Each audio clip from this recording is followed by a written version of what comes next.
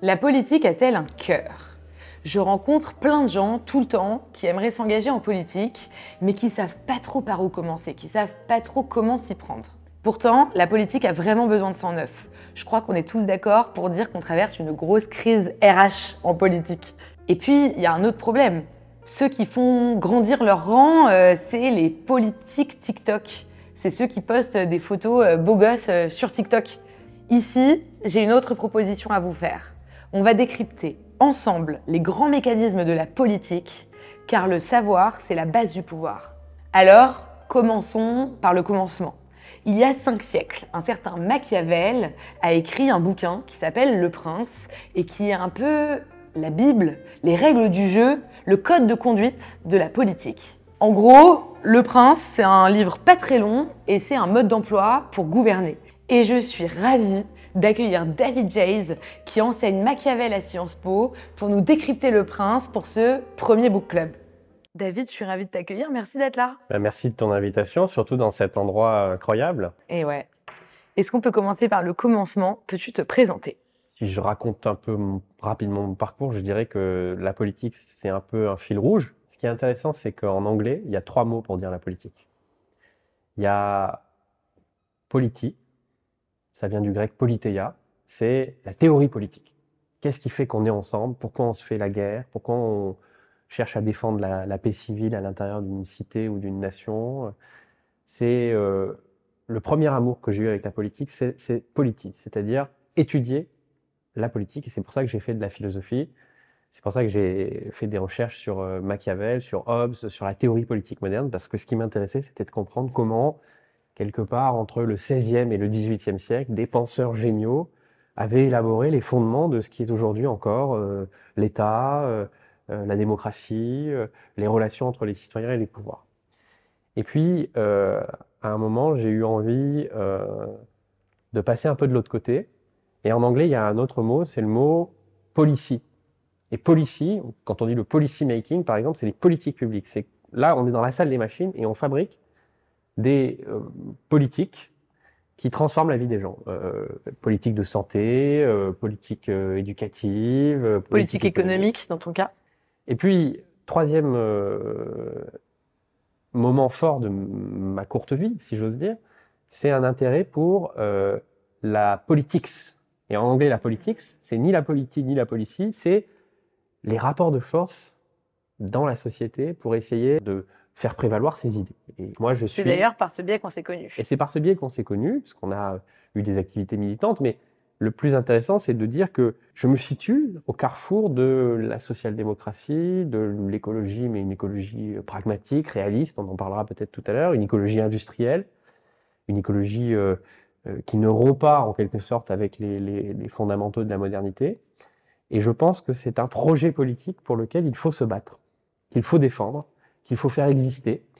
Et donc une passion politique qui couvre les 3 champs de la politique À politique 360. Polity, policy et politics. Mais alors là, on a besoin de toi sur ta première casquette, qui est quand même de nous décrypter Le Prince. C'est un livre qui a presque 5 siècles Oui. et qui pourtant reste un peu la règle de conduite, la règle du jeu des rapports de force en politique.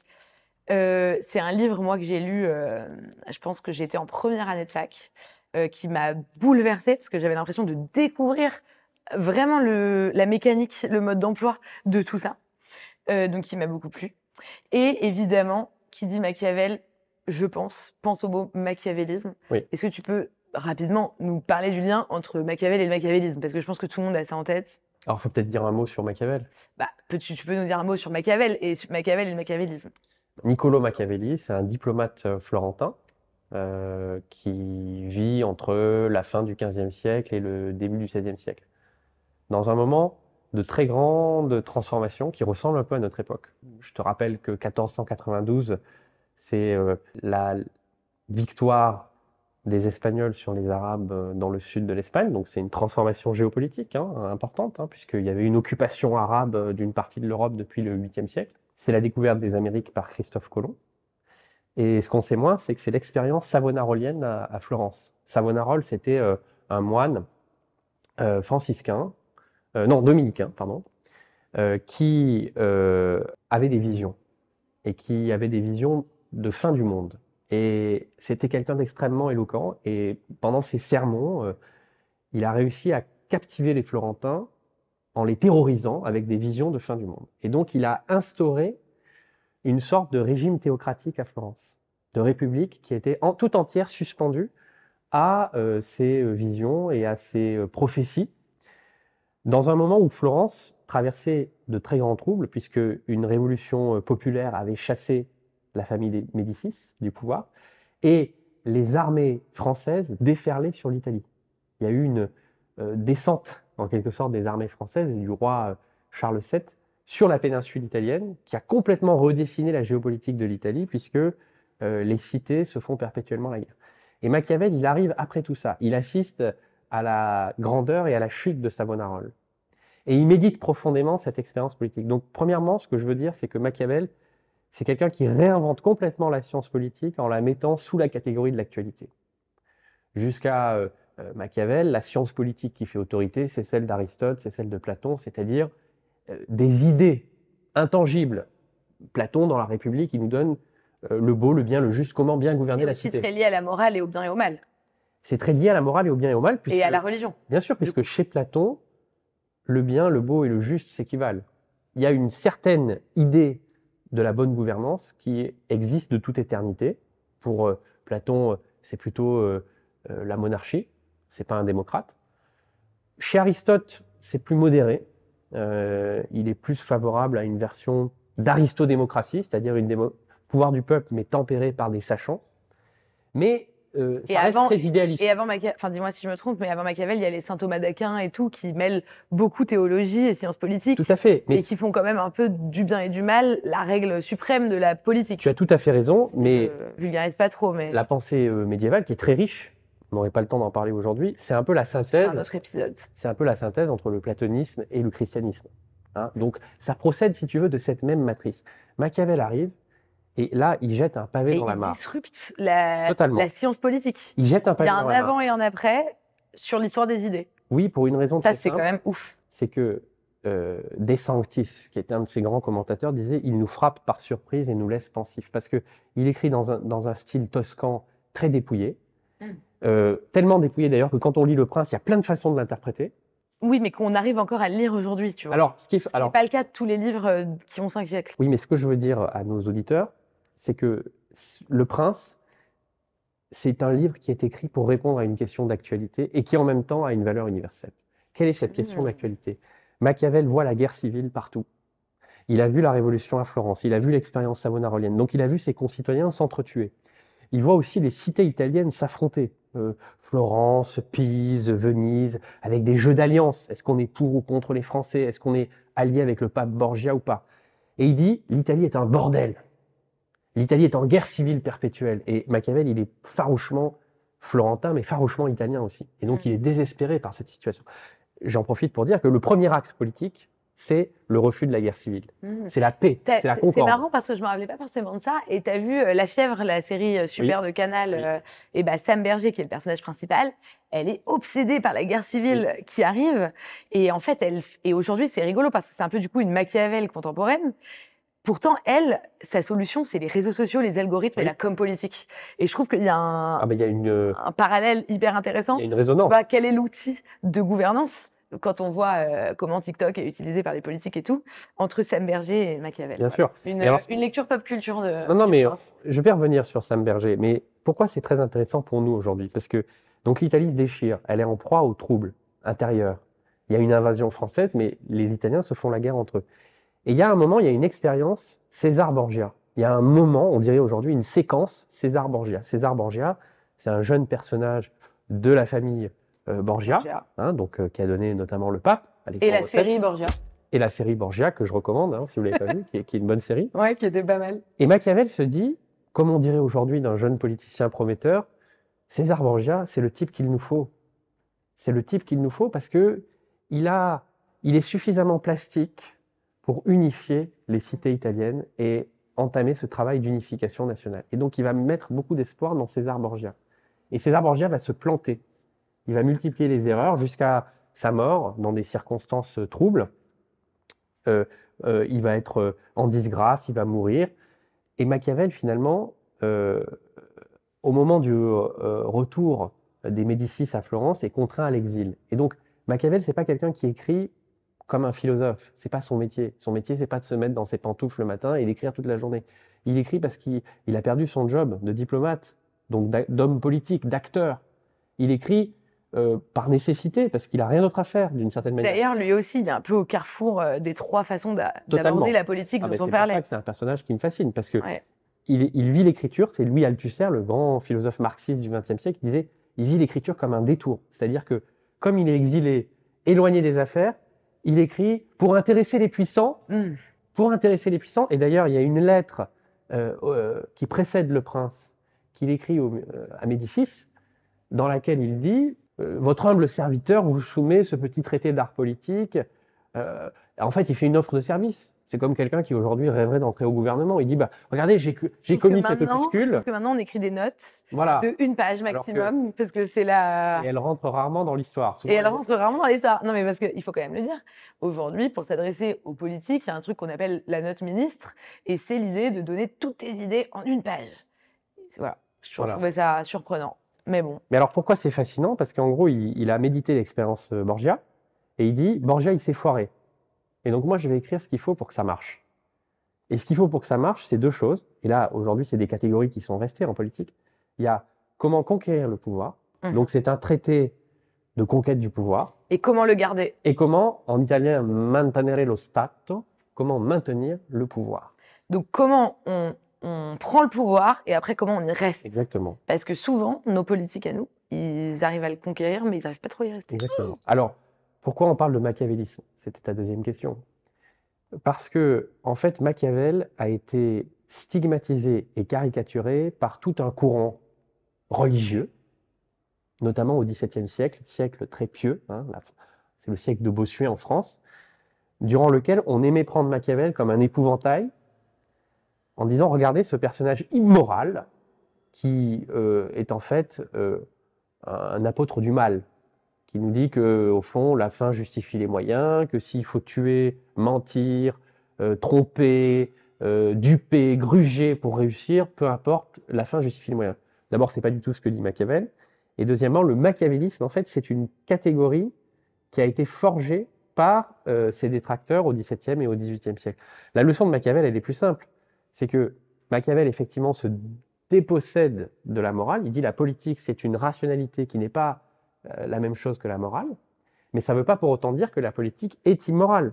Ça veut dire que l'art politique, puisqu'il s'agit d'un art, pas d'une science, obéit à des règles, à des régularités, à des fonctionnements, et qu'il faut être capable de les regarder, de les décrire avec la plus grande lucidité possible pour donner à celles et ceux qui demain veulent exercer la politique des outils pour réussir. Et donc, ce n'est pas immoral. On pourrait dire à la rigueur que c'est amoral au sens où, effectivement, le champ politique, ce n'est pas le champ de la morale. Mais, en fait, Machiavel, c'est surtout, d'une certaine manière, je m'aventure un peu en disant ça, mais c'est le fondateur des sciences sociales. Parce que c'est quoi la sociologie ou l'économie? C'est la description des relations. Oui, c'est une science et pas une morale. Et en fait, c'est la première grande rupture de Machiavel, c'est de sortir la politique du champ moral. Exactement, et du champ religieux. Dire simplement.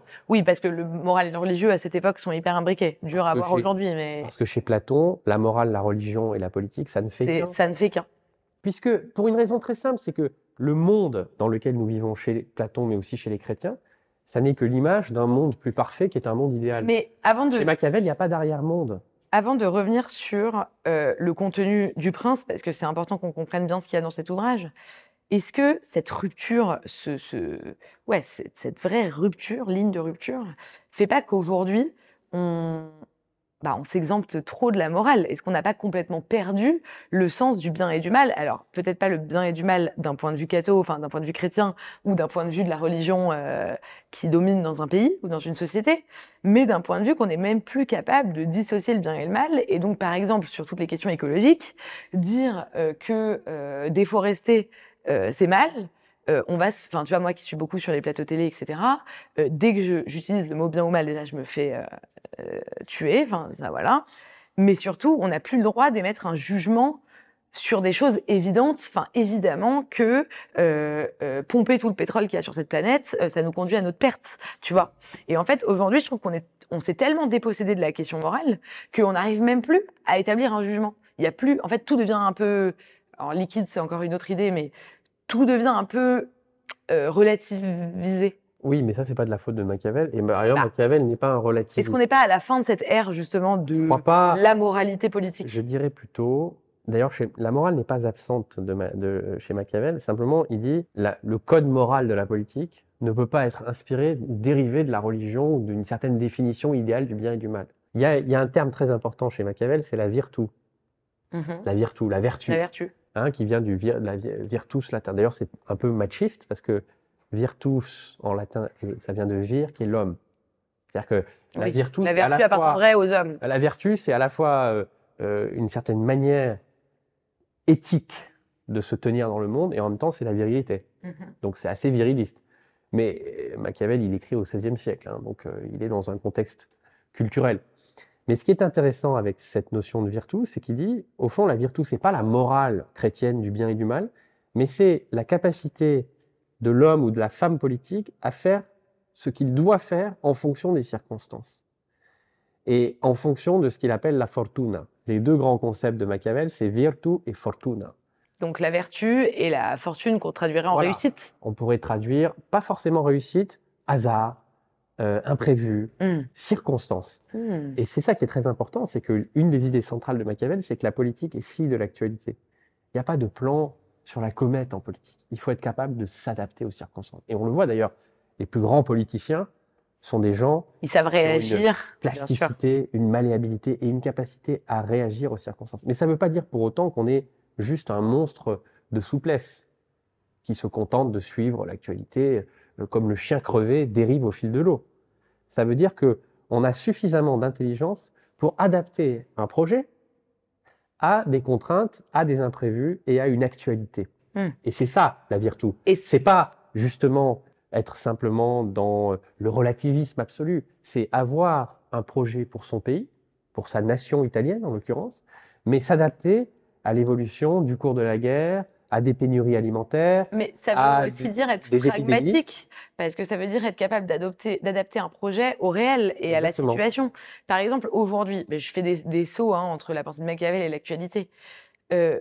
Aujourd'hui, quand on a un certain courant dans l'écologie qui pense que les entreprises sont des ennemis du projet, comment on fait? Donc si par exemple on les écoutait, qu'on allait au bout de cette logique et qu'on décidait de fermer toutes les entreprises, on n'aurait plus de banques, ce serait la guerre civile aussi, tu vois. Oui. Et donc, est-ce qu'aujourd'hui, on n'oublie pas un peu l'adaptation? Il y a certains courants qui donnent envie, parce qu'on dirait que c'est les seuls qui nous emmènent vers le résultat d'une société juste, écologique, etc.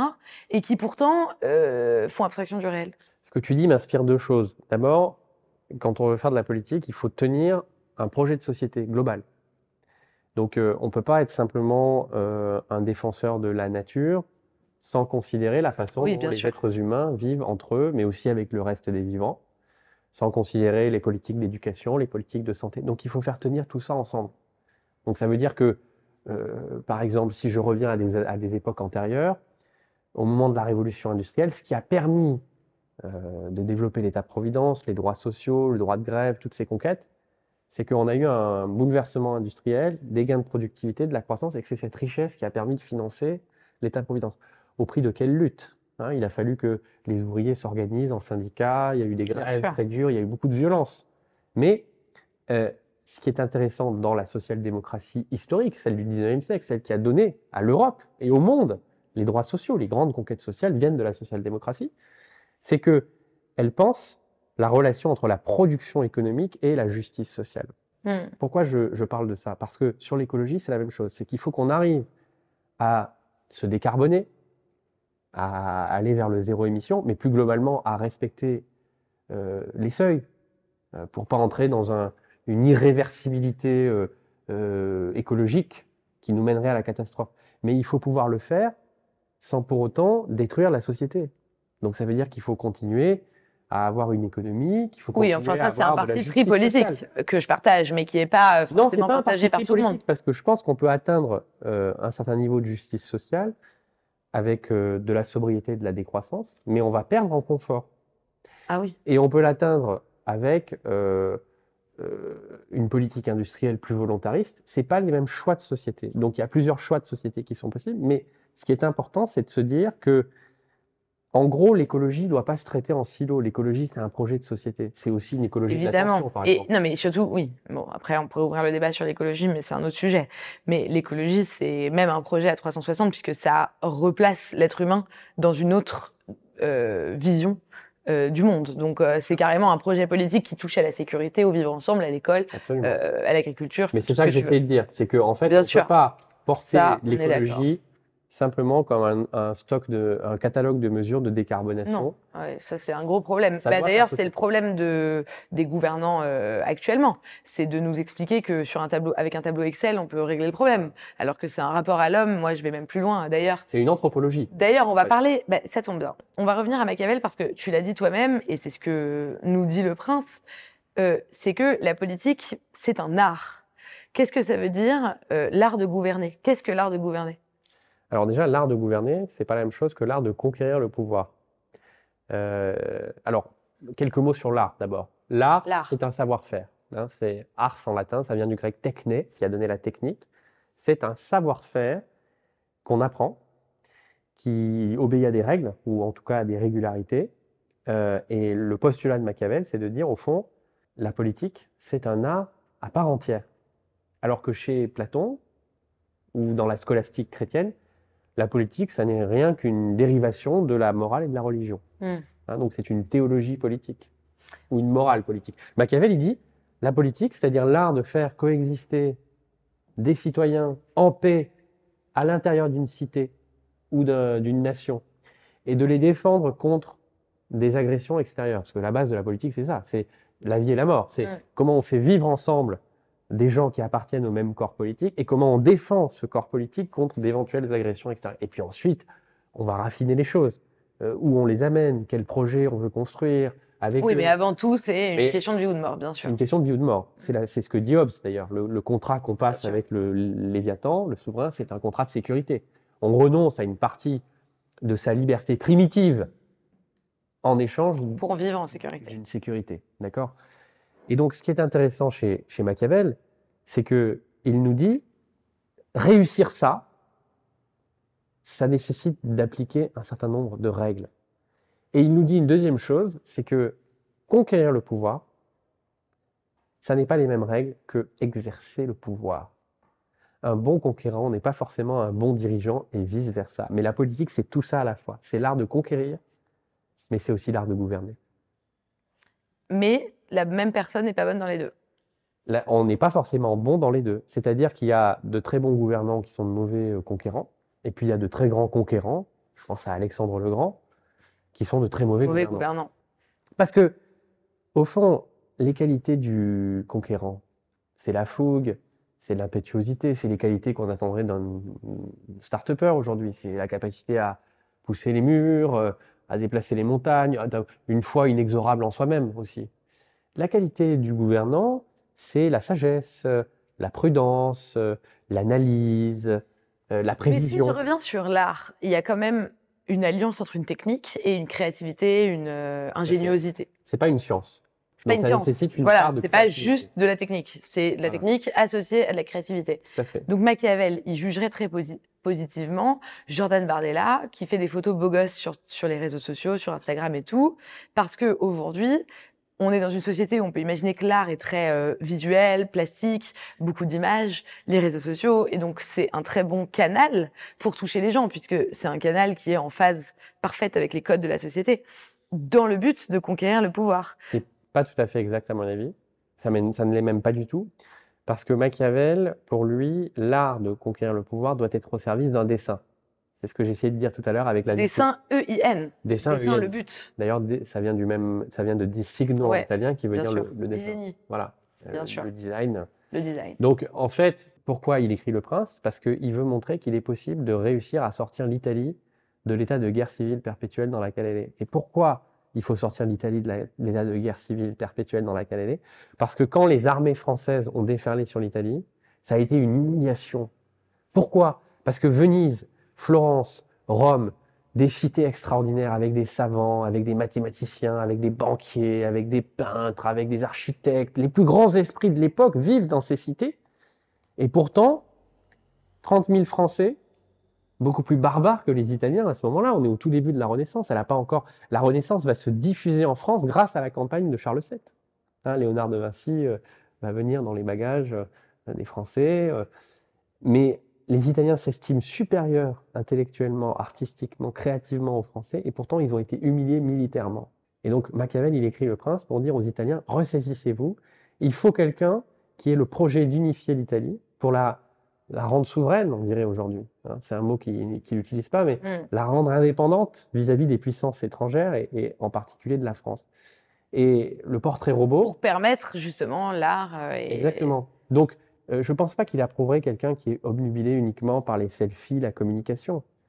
Il approuverait quelqu'un qui... Oui, mais c'est un art comme un autre. Oui, mais il approuverait un homme ou une femme politique qui est efficace, y compris dans la communication, au service d'un projet qui le dépasse. Oui, tu dis que Jordan, Bardella, Jordan, on dirait que c'est mon pote, il a la bonne communication, mais le mauvais projet.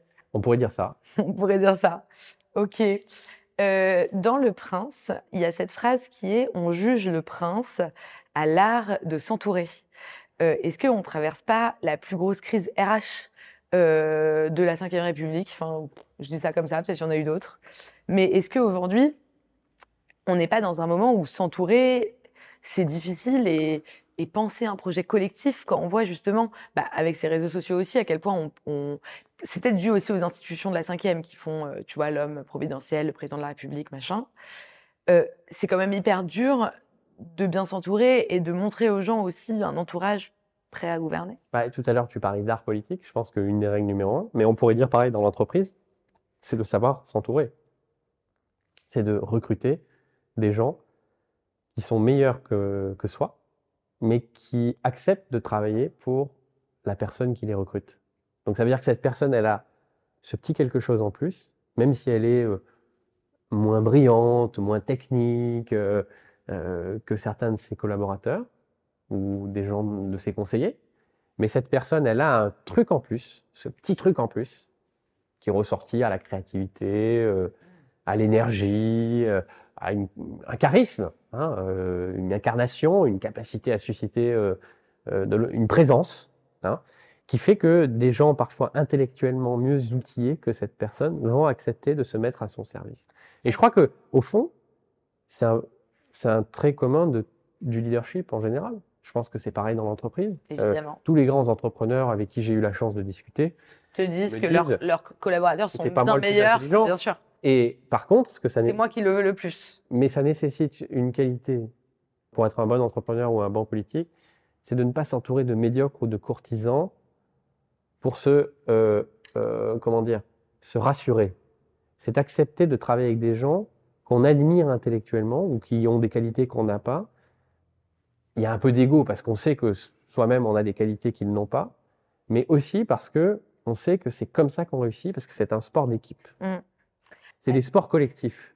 On ne gagne pas en politique ni dans l'entreprise quand on est un individualiste. Moi, je ne crois pas que c'est pas de la natation. Mais pourtant, il s'appelle Le Prince, le livre. Oui. Donc, tu vois, il conjugue quand même Alors, ça ce gouvernant. Alors, c'est très intéressant que tu dises ça, parce que c'est la traduction française qu'il a appelé Le Prince. Le titre latin, d'ailleurs, puisque les titres étaient souvent écrits en latin, même si Machiavel a écrit le livre en toscan, c'est des principatibus. Ça veut dire des principautés. Et principauté, il faut le comprendre non pas comme la monarchie, parce qu'il y a des anti-Machiavel qui ont dit après que c'était un écrivain monarchiste. Pas du tout. Moi, je crois que Machiavel a plutôt un tempérament républicain. Ouais. Il suffit de lire son autre grand livre, c'est le Discours sur la première décade de Tite-Live, une méditation sur l'histoire romaine. Et on voit à quel point il a un sentiment républicain très fort. Et ce qui est très intéressant, c'est que des principatibus, les principautés, en fait, c'est juste les formes d'État. Oui. On dirait aujourd'hui, c'est la société, la nation. Voilà, qu'est-ce que gouverner? La cité. La cité ou la nation. Il y a un grand philosophe marxiste qui s'appelait Louis Althusser qui a dit Machiavel, au fond, en gros, Althusser disait il y a deux courants de pensée qui ont traversé toute l'histoire. Il y a l'idéalisme, Platon, mais aussi Hegel. Au fond, c'est les idées qui mènent le monde. Et il y a les matérialistes, Marx par exemple, qui croient que c'est les rapports de force dans la réalité qui mènent le monde. Mais en fait, ces matérialistes, c'est aussi des idéalistes déguisés, parce que Marx, c'est une vision de l'histoire téléologique, hein. La féodalité, ensuite, est remplacée par le capitalisme. Et puis ensuite, au prix d'une révolution prolétarienne, le communisme ou le socialisme remplace le capitalisme. Et Althusser, à la fin de sa vie, dit, en fait, ce matérialisme-là, il est encore dominé par une idéologie, par l'idée qu'il y a une raison dans l'histoire qui travaille. Et il dit, pourquoi Machiavel m'intéresse? Parce que Machiavel, il est en dehors de tout ça. C'est un pur matérialiste, mais c'est tellement un pur matérialiste que c'est un penseur du hasard. C'est-à-dire, au fond, et je trouve que ça s'applique particulièrement bien à la crise écologique que nous vivons. Nous vivons dans un monde d'imprévisibilité radicale. Des catastrophes peuvent survenir. Nous avons à naviguer dans des temps incertains. Et au fond, la leçon de Machiavel, c'est qu'il n'y a pas de raison surplombante, qu'elle soit dans le ciel des idées ou dans l'histoire des hommes. Il y a de l'adresse et de l'habileté à naviguer naviguer dans les circonstances. pour éviter la catastrophe. Et donc je trouve que dans nos temps de crise climatique, cette leçon machiavélienne pourrait être mieux méditée qu'elle ne l'est, c'est-à-dire, au fond, déployer une adresse, en même temps qu'une humilité, une habileté, une prudence, à, je reprends cette belle phrase de Victor Hugo, étonner la catastrophe par le peu de peur qu'elle nous fait. C'est dans Les Misérables. Et je trouve que ça résume bien ce que doit être la politique dans ces temps troublés. Peut-être un peu plus dégonflé idéologiquement que les grands discours Oui, on va tous marxistes, mourir. ou collapsologiques, mais une grande sagesse, une grande prudence, un grand pragmatisme, une grande capacité au fond à adapter les sociétés. Et il y a un mot qui est à la mode, tellement à la mode qu'il m'agace, parce que ce qui est trop à la mode, il faut s'en méfier, c'est un peu galvaudé, mais qui je trouve est intéressant à cette aune, c'est le mot de résilience. C'est un mot qui est inspiré de la biologie et de l'étude des systèmes vivants, mais c'est vraiment l'idée qu'on subit des chocs, mais on retourne à un état de normalité en s'adaptant, en permanence, en quelque sorte. Et on apprend. Donc il y a cette idée d'apprentissage continu. Et c'est un nouveau rapport au temps, c'est un nouveau rapport à l'anticipation, à la planification. C'est un nouveau. Et au fond, quand on change notre rapport au temps, à la prévision, à la planification, eh bien, on dessine un nouvel art de gouverner. Et je pense que Machiavel, sans avoir du tout anticipé la crise écologique, même si il a forgé sa pensée, je le disais tout à l'heure, dans un moment d'angoisse de fin du monde aussi. Avec Savonarole qui disait Florence va s'effondrer. Une angoisse de fin du monde qui a été en fait très souvent présente dans l'histoire. Apocalyptique. Oui, mais là, particulièrement à la fin du Moyen-Âge. Oui, mais ce que je trouve intéressant sur ce sujet, c'est qu'aujourd'hui, on a l'impression d'être les premiers à expérimenter la fin du monde. Or, c'est un perpétuel recommencement Qu'est-ce que c'est dans l'histoire? La Renaissance, c'est à la fois évidemment l'invention de l'imprimerie, les sciences, les arts, mais c'est aussi des angoisses à la fin du Moyen-Âge d'eschatologie très fort. Les grandes stars de l'époque, c'est pas Zidane ou Mbappé. Les grandes stars de l'époque, c'est les prédicateurs religieux qui vont de ville en ville et qui sonnent la cloche en disant repentez-vous, sinon vous allez être maudits et vous allez être condamnés à vivre en enfer. Et votre ville va être ravagée par les épidémies, par les guerres. Et ce qui a frappé les Florentins, c'est que Savonarole a dit votre ville va être envahie. Elle a été envahie par les armées françaises. Savonarole a dit vous allez avoir des épidémies. Elle a traversé des épidémies. Donc Machiavel, il est très conscient de cette ambiance apocalyptique. Je ne dis pas que nous sommes dans une ambiance apocalyptique, mais je dis que la crise écologique, la catastrophe environnementale, elle ressuscite des discours de fin du monde, de fin des temps, qui reviennent régulièrement et périodiquement dans l'histoire, et que le meilleur moyen de se prémunir contre l'éco-anxiété totale que ces discours peuvent inspirer, c'est de méditer la leçon de Machiavel. Ah, pas mal. Et dis-moi, c'est quoi le rapport pour Machiavel, le rapport entre les émotions et la politique? Comment il connecte les deux? Alors, il est profondément émotionnel, parce que justement, comme il refuse l'idée que la politique est dictée seulement par la rationalité et par les idées, pour lui, il n'y a pas de discontinuité entre la raison et les émotions. Et donc, tous ses travaux sont traversés des mots colère, ruse, peur, méfiance, confiance, jalousie. Surtout si on assume que la politique c'est un art, évidemment que l'art c'est là pour toucher aussi Bien sûr. l'émotionnel. Enfin, c'est pas seulement un truc intellectuel et rationnel. Et Est-ce que tu trouves pas qu'aujourd'hui on s'est quand même éloigné de cette dimension-là de la politique et on veut nous faire croire que parce que tel chiffre est présent dans tel discours, on doit prendre telle décision? c'est certain, la politique, c'est de la chair. Ce qui est intéressant chez Machiavel, comme chez un autre grand philosophe qui s'appelait Spinoza, c'est qu'il n'y a pas de distinction entre le corps et l'esprit. Tout ça fait un. C'est pour ça que c'est matérialiste aussi. Chez Machiavel, il y a pas de femmes en politique à ce moment-là.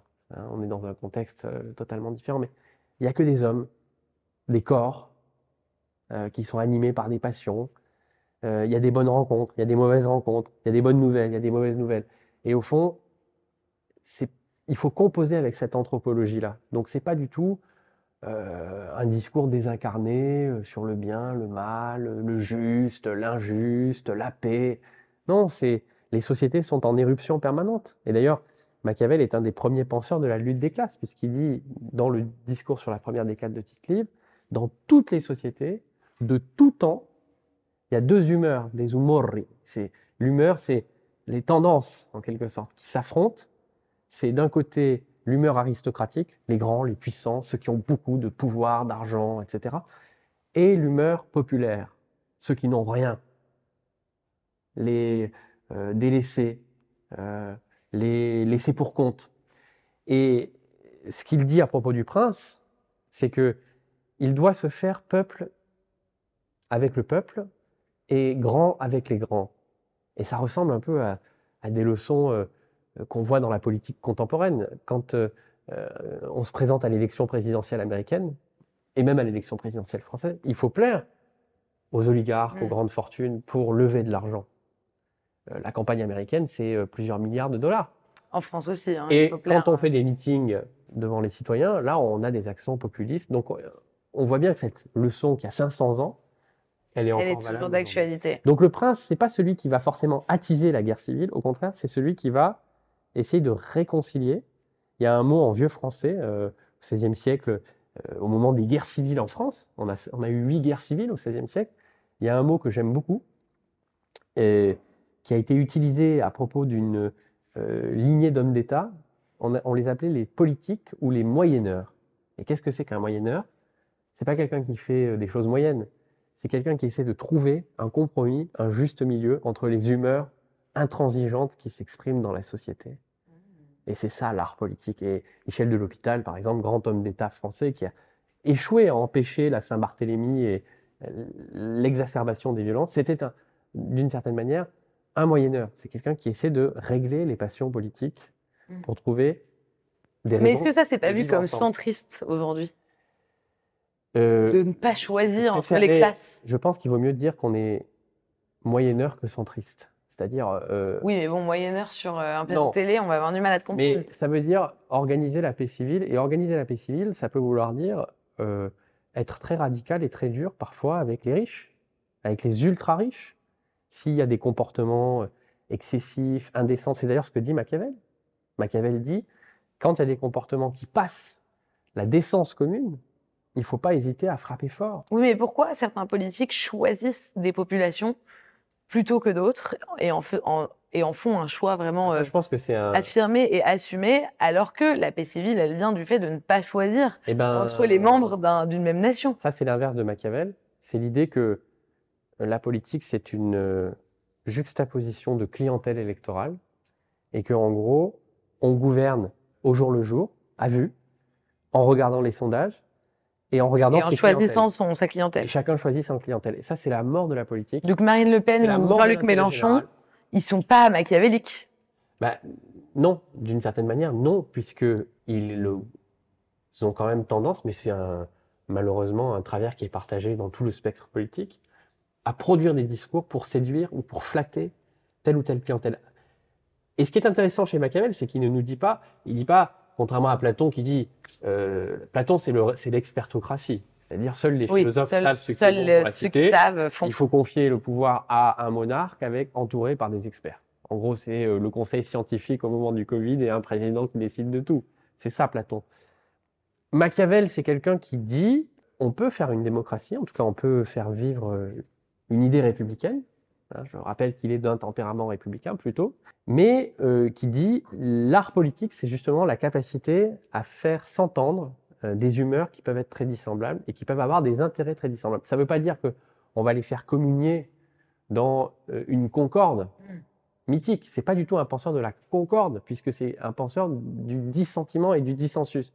Mais c'est comment, par une habileté et une adresse, on arrive à mettre en sourdine les affects de guerre civile et à construire une réconciliation. Et donc, c'est pas du tout des gens qui flattent le politique machiavélien, digne de Machiavel, c'est pas celui qui va flatter tel ou tel segment de l'électorat pour avoir 5%, 10%, en fonction de ses objectifs. Aujourd'hui, tous les politiques flattent une partie de l'électorat qu'ils choisissent. Mais en plus, Machiavel, il n'avait pas l'IFOP, donc il ne voyait pas les Non. sondages d'opinion. Et tu vois, que pensent les 18-25 ans, que pensent les urbains, que pensent les ruraux? oui, mais ça, c'est la mort de la Aujourd'hui, on a politique. quand même une étude précise de ce groupe électoral qui nous permet de... Mais c'est la mort de la politique. Mais ce qui est intéressant chez Machiavel, c'est que je trouve que c'est une position intermédiaire entre l'ultra-clientélisme du politique qui va chercher à plaire à telle ou telle catégorie de la population pour servir ses intérêts, et le platonisme qui dit il n'y a qu'une seule politique possible, there is no alternative. Machiavel, c'est quelqu'un qui dit la société, elle est traversée par des conflits, par des contradictions, par des affrontements. Mais le bon politique, c'est celui C'est qui le bon arrive compromis. à se mettre au barycentre et à faire coexister, en tout cas moi c'est mon modèle, à faire coexister, c'est... Oui, mais se mettre au barycentre, c'est un truc de centriste. Non, pas forcément, parce que c'est un barycentre dynamique. Le centrisme, d'une certaine manière, le mauvais centrisme, je pense qu'il y a c'est comme le vin, il y a du bon et du mauvais centrisme, il y a du bon et du mauvais vin. Le mauvais centrisme, c'est une espèce de mollesse, sur une échelle de 0 à 10, 0 étant l'extrême gauche et 10 étant l'extrême droite, où situez-vous 5. Bon, ça, c'est pas ça. Ce que Machiavel dit, c'est au contraire une bonne lecture des rapports de force, donc description de la société, invention des sciences sociales d'une certaine manière, et la fabrication de politiques publiques qui vont éviter de bander l'arc et d'augmenter le dissensus, mais qui au contraire vont rapprocher les hommes, non pas dans une concorde forcément, parce que la concorde c'est l'idée que tous les cœurs battent à l'unisson, mais dans un compromis précaire, parce que Machiavel est un penseur, je le redis, de l'actualité. De la situation. Exactement, et une bonne situation peut être suivie d'une mauvaise situation. Il peut y avoir des révoltes. À Florence, on vit dans le souvenir de la révolte des Ciompi, les cardeurs de la laine, les ouvriers, ceux qui étaient vraiment les laissés pour compte. On sait qu'il peut y avoir des éruptions de violence, et donc il faut s'adapter à ces circonstances.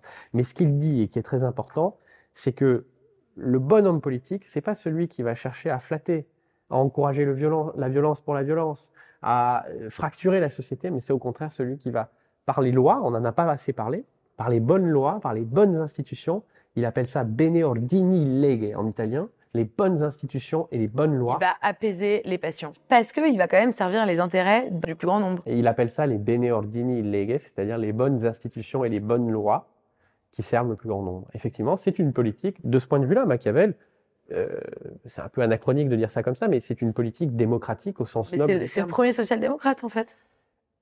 Oui, on peut dire ça. Ça ne me choquerait pas. Pas mal.